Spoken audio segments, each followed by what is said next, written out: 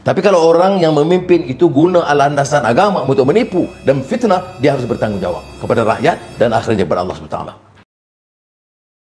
Pimpinan PH sekarang disusun semula dengan pimpinan baru daripada DAP dan keadilan, dan kita akan merangka strategi untuk memenangi hati rakyat, terutama dalam keadaan ekonomi yang berudum sekarang, masalah kos sara hidup yang tidak terkendali, dan juga skandal rasuah yang berterusan.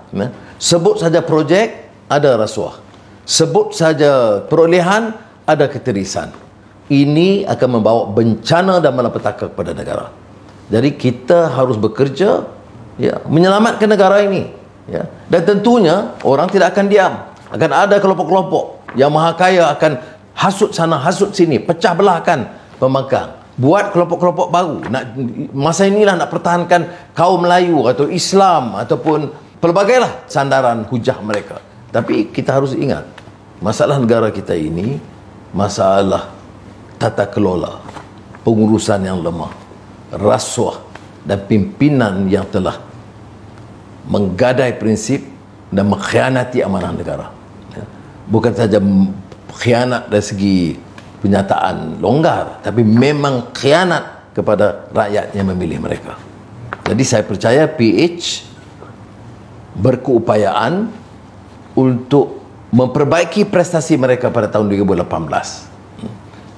dan mengambil sikap yang lebih berani dan terbuka, menyatakan kekuatan kita semasa 22 bulan dan beberapa kelemahan kita, kerana yang mendukung PH begitu pada ketika itu tidak semuanya menghayati prinsip perjuangan reform atau reformasi. Ada yang menompang dan kemudian beralih dan mengkhianati.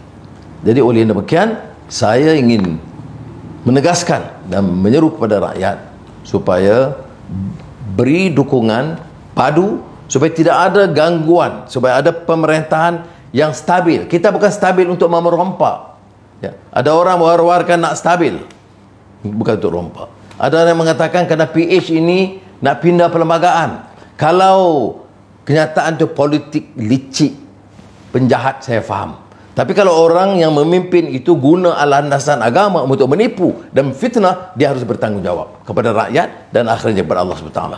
Selama saya memimpin PH, tidak pernah ada suara orang memindah perlembagaan kedudukan Islam, agama persekutuan, hak kesemuanya Melayu, bahasa Melayu, kedaulatan raja-raja Melayu, tidak pernah dipertikai. Malah pernah kita tanda tangani bersama. Saya bagi pihak keadilan, Ustaz Hadi Awang bagi pihak PAS, dan Lim Kit Siang bagi pihak DAP pada ketika itu.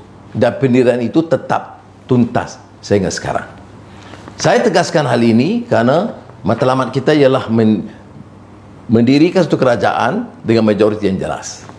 Apa yang disebut oleh saudara saya Anthony Loke dari DAP itu mengandaikan seandainya setelah susah payah dan gigih berjuang maka kita tidak mencapai, maka kita diberikan kelonggaran. Saya ucap terima kasih kerana itu juga kenyataannya benar. Cuma saya ingin mengingatkan, kita harus masuk dalam pertarungan dan peperangan ini dengan yakin bahawa negara memerlukan perubahan.